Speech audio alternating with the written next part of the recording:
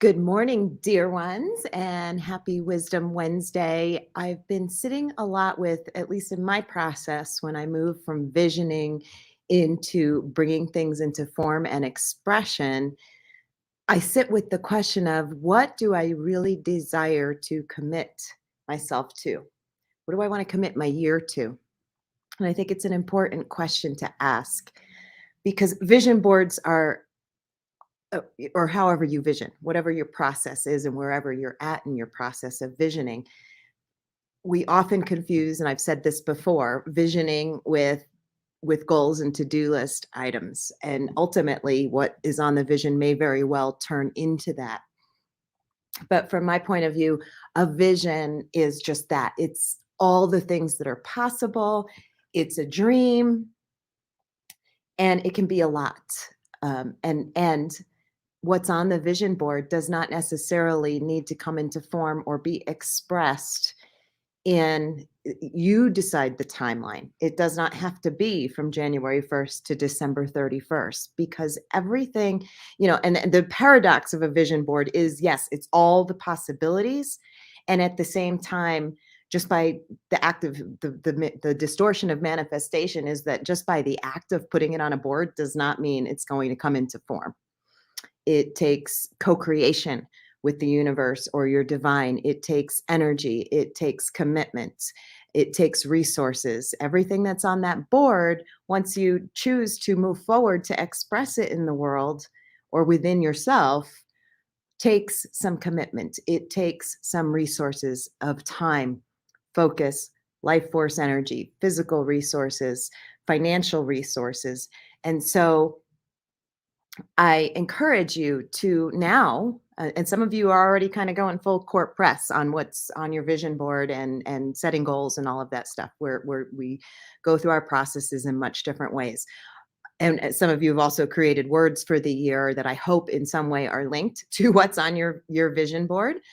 But I consider the words or the phrases sort of the overarching compass point to bring me back to self and what I want the year to be about or the cycle to be about. But it becomes time now because first of all, tomorrow is a full moon. So it becomes time to really illuminate what you want to bring into the world, what you want to birth into the world, and get very, very clear on how you add, excuse me, more creativity and more beauty to whatever those things are and understanding that you are birthing and nourishing. And so the more that's on the board that you choose to bring into form, the more you are committing your energy and your resources to. And so I encourage you to get very discerning. Not everything that's on the board has to come into form or expression ever, right now, or maybe just let it be with the spaciousness that it's there and some of the other things actually begin to support each other on the board. I'm a big fan of weaving together all of the things that are on my boards and in my creative practices so that I'm not looking at my life in silos, but I'm looking at my life in a web, a harmonic web, and that my vision boards don't just contain things that involve work, and I'm making commitments to that and then forgetting about perhaps my physical structure, my sacred spiritual structure, and the commitments I want to make to myself in those realms and in emotional health and certainly relationships and family. My boards contain all of it, and they're my themes and my words are usually around my entire being, my entire structure. And so that when I look at that, I understand what I'm committing to and that I don't overcommit in one aspect of my life and then the other one it falls away or I lose my joy because I've overcommitted to something. And so that's just the invitation this week and into February 1st, which is considered in bulk in certain traditions. You may have heard it called St. Bridget's Day. It's a very fiery ceremony, and at the same time, it's a halfway point between winter and spring when seeds begin to emerge. But what's happening in the natural world is those seeds that produce plants year after year, the perennials, for example, they are beginning to stir under the soil, become active, stratify in a gardening term. And so there's stuff happening there, even if we cannot see it just yet. And so it is time to begin to look at those visions, which are all little baby seeds or ideas of self expression, and begin to really come into alignment on which of those seeds, which of those ideas you want to nourish into form throughout the next several cycles into the autumn where we harvest some things. And so it's a real discernment because every seed takes a lot of energy and commitment and time and sometimes financial resources to nourish.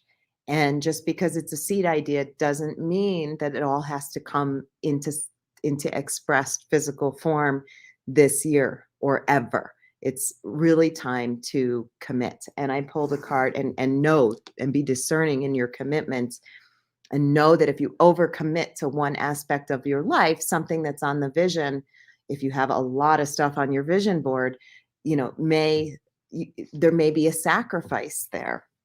And so to be at choice for me this year, you know, my year is all about reverence and refinement. And that is in every aspect of my life. And that means, you know, from a reverence standpoint, you know, first to revere my own vessel, my physical, my emotional, my spiritual vessel. And then I can be in more generosity and more reverence for the work I do out in the world. And when I look at my vision board, I say, is this just for me or is this something that elevates humanity? And the paradox is before you can elevate humanity, you have to work on your internal structure. And through working on your internal structure, you begin to elevate and empower those people around you. So no matter how big or small you consider your impact on humanity, you have to start with self first. And I know you've heard this before.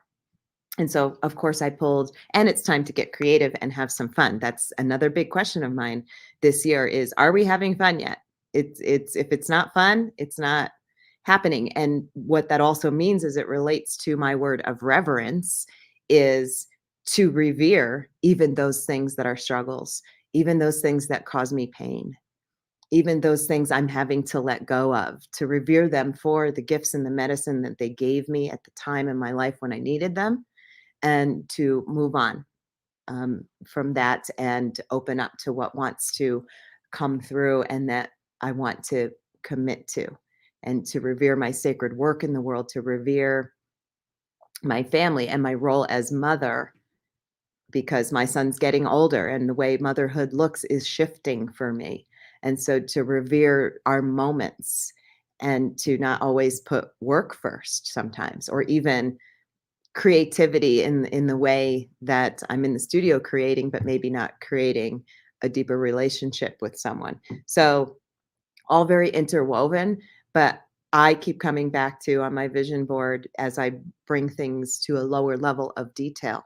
And and even when I go through the process of bringing things to lower level of detail and I see how much commitment and energy certain things will take, I'm moving stuff around or I'm shifting things out later or I'm saying, no, not this year. That one's taking way too much energy. And it means it will take away from the other things for my personal structure that I want to commit to. It's okay to take something off the vision board and say, no, not right now. That one, now that I've gotten to the details, the commitment is too much.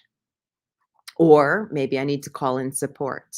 So there's different ways of looking at this. Don't fear that if you've brought all your visions down into the finite detail, that you actually have to continue to go with them. And throughout the year, I teach processes to continue to look at that over and over and over again.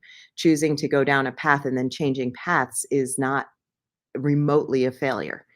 There's gifts and there's knowledge and there's wisdom that come out of every choice.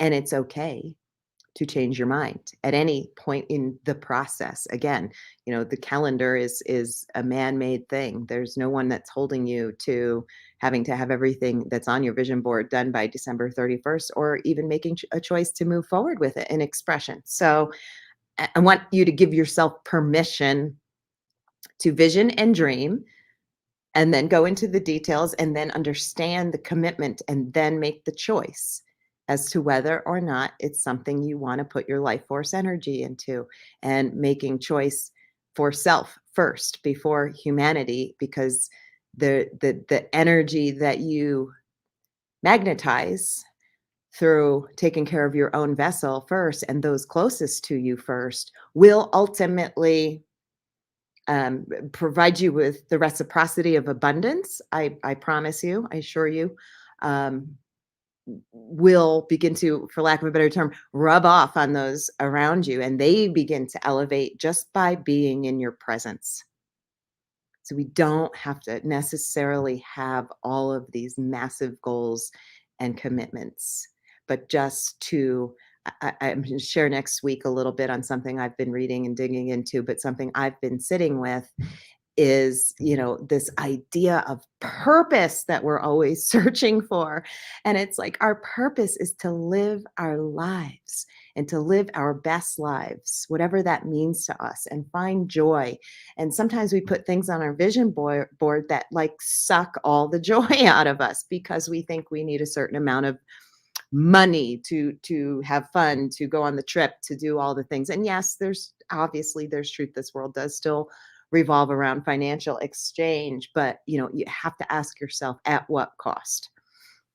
So I pulled a card that I loved from the mystical shaman oracle, and it's called, of course, very appropriate, the Heart of Sky. Beautiful card. And the essence of this card is that the heart of sky is the love force that makes all creation possible. This same force is present when you create with originality, when you bring formlessness to form or inspired ideas to expression, which is the true purpose of a vision board. The primeval force does not know good or bad. It is up to us to provide the clear intention that will guide it to manifest. So again, bringing also what's on the board from word, or phrase or image of you on a beach somewhere into clear intention. That's how we manifest. The image is just to spark, or the board or whatever your practice is to spark the inspired ideas of expression. The heart of sky helps us call in beauty from the invisible world and birth it into the world of matter. So also asking the question, like, what is beautiful? How do I add more beautiful? And it doesn't necessarily mean physical beauty, but heart-led, joyful love and beauty, because there's really one in the same. The invitation that the heart of sky brings is that you brings you a sacred reminder. You are a channel for the original energy of creation. Become the paintbrush, the canvas, and the artist, all guided by the heart of the sky. Set your intention ethically and clearly and allow the universe to take care of the details. So, that ethical one, that's where I sit with, how do these intentions, or do they, and everything we do impacts humanity in some way. Don't, make no mistake about it. And so when I ask the ethical question, it's like, is this coming from a place of generosity? How does it impact those around me? How does it impact the earth? I'm making choices around my impact on Mother Earth as well this year. Um, and that, because that goes back to reverence, right? I have to revere what's around me in nature and be in it more than I have been lately, which talks directly to taking care of my physical and spiritual and emotional structure. So they're all interwoven. The medicine for this: you may feel responsible for everything and everyone. Perhaps you think you have to do it all alone. This takes you into a dark hole where you lose trust in the natural order of the cosmos. Shed your lofty sense of duty and recognize that this is a false prison of your own making. You can open the door and set yourself free in an instant. And I love that card because I do talk about bringing in support so much. And I've been sitting with that more and more deeply, and how I can teach more deeply on that, and to, really look at those visions very often. And it's just part of my nature, especially the closer I get to my clients, or you here, or in group programs. One of my gifts is sort of as a channel for ideas, and I have to discern. Sometimes I'll look at my boards, or an idea will come through and I'm like, no, that one's not mine. And I'll actually usually know, sort of an intuitive gift, who it's meant for. And then I may present that person and say, I came up with this idea, but I think it might belong to you. What do you think about it? And then how can I support you if that's something that, usually the people I'll light them up and it'll resonate really deeply. And it's just an idea that I'm illuminating for them that's already been in their field that maybe they couldn't see because they were busy taking care of everyone and everything else. And then, everything shifts, and then I offer support in how to help them bring a vision or idea into form, or a way of working that's different, that's more creative. And that's, again, the creative process of making the vision board to begin with is really step one.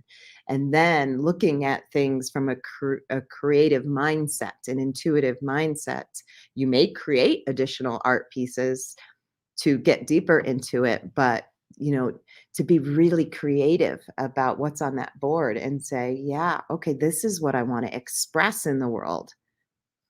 And then you receive that sort of end result, because a lot of times what's on our vision board is really the end result. And it's often not the beautiful journey of getting there, or just being with the creative energy and the expression that wants to show through in what's on that vision board. And then the end result, if it's a financial dollar figure, or a number of clients, or feeling physical health, or losing a certain number of pounds, or whatever that is, that's the outcome. And we all know that, but I encourage you to really be with what that journey looks like, and that it's in joy, and that you understand that for everything you say yes to on the board is a commitment of energetic, at the least, resources, and certainly time, life force energy, and then sometimes financials as well. So I'm going to leave you with that. I would love to know what you're discerning into, where you are in your visioning process. I'd love to see images of what you maybe have created already, and to ask that question and to weave in. Like, if you do the word of the year thing, first of all, I've worked with women in March and April. And when I ask, what did you choose for your word? If you did that in January, sometimes they don't even remember. So words have power. And if you choose one, I really want it to resonate in your body, because the guidance is to work with it and not forget about it. And that overall theme or word, ask the secondary question is this what I want to desire to commit to in my life this year? And then all the visions and the different aspects of your life, just weave in with that, and continually to come back to the question, is this, if I bring this vision or this dream or this goal into physical form, into self-expression, into expression out in the world, then does it also still weave in with your word that you chose, or your phrase?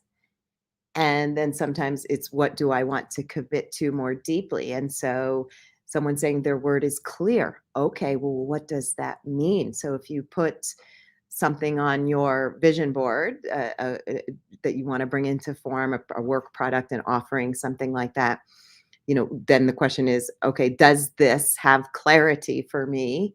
And or what do I need to do to bring this into more clarity? And how much energy will that take? And do I want to commit to that thing? And if it's not clear, if that's your word, and you can't see through making it, bringing it into more clarity, and there's practices to do that throughout the year, especially around the spring is all about visioning and bringing more clarity in.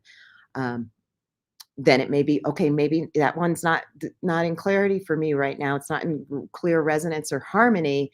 We're going to put that aside for later and focus on my commitment and my time on those things that are, because that's easeful and graceful. And it's oftentimes in alignment. If you have full clarity on something, it's often because it's in alignment with your divinely given and learned gifts.